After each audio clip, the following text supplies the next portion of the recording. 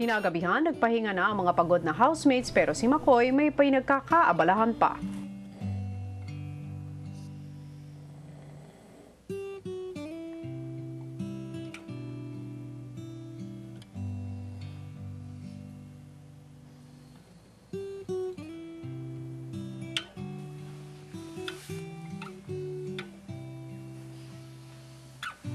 Kinabukasan, maaga pa lang, si McCoy nagpatulong na agad kay Edward gumawa ng isang bulaklak gamit ang tissue paper.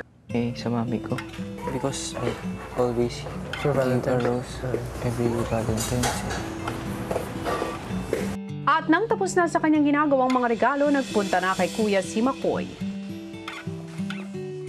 Kuya, may hilingin lang po. Favor lang po. May gusto lang po sana ipabigay sa mami ko po, kuya.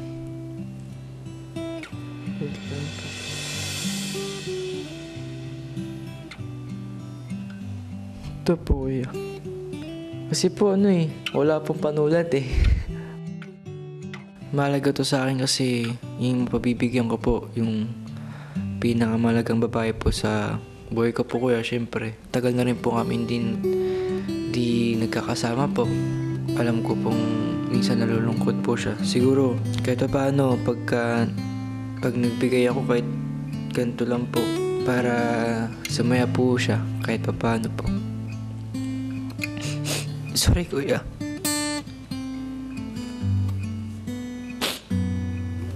Bakit mo, kuya? Wala, kuya. Na-miss ko lang sila, yung pamilya ko po. Tsaka po si mami.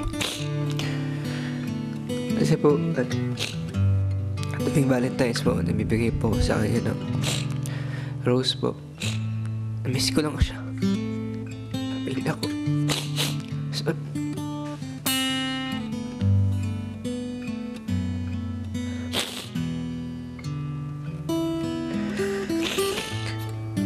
gusto ko lang po sabihin po sa kanya na Happy Valentine's.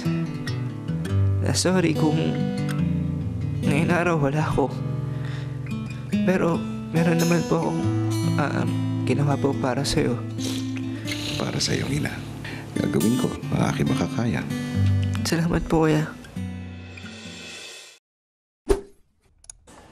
Hello mga kapamilya! Be updated with the Pinoy Big Brother housemates by clicking the subscribe button and watch all the latest videos by clicking the I button above.